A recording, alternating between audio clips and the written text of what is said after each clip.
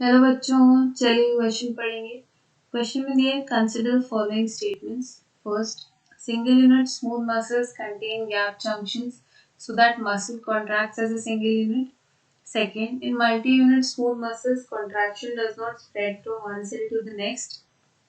इसमें हमें चूज करना है करेक्ट ऑप्शन। स्टेटमेंट्स के बारे में दिया, हमें पता करना है 1 और 2 में से स्टेटमेंट कौन सी सही है, गलत है, दोनों सही दोनों गलत है, राइट। तो फर्स्ट स्टेटमेंट देखते हैं।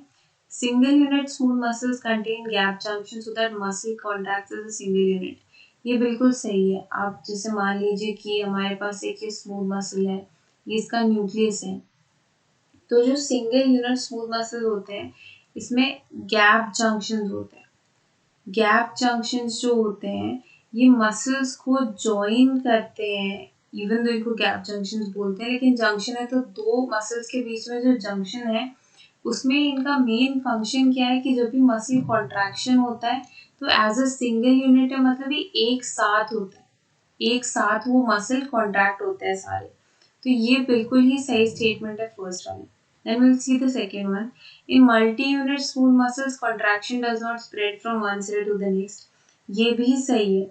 जब भी बहुत सारे स्मूथ मसल्स रहते हैं साथ में होते हैं, लेकिन जो मल्टी यूनिट वाले जो भी एग्जांपल्स हैं, मल्टी यूनिट जहाँ पे भी स्मूथ मसल्स है मतलब एक से ज़्यादा है, वहाँ पे जो कॉन्ट्रैक्शन है एक मसल का उसी मसल में रहता है। जैसे इस मसल का कॉन्ट्रैक्शन इसी में रहेगा, इस पे स्प्रेड नहीं होगा, राइट।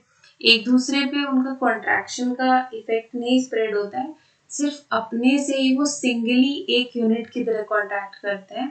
तो ये स्टेटमेंट भी बिल्कुल सही है। एज वी कैन सी इसका जो हमें पता चल रहा है कि 1 और 2 स्टेटमेंट्स दोनों ही करेक्ट हैं। So the correct option will be D. Both statements 1 and 2 are correct.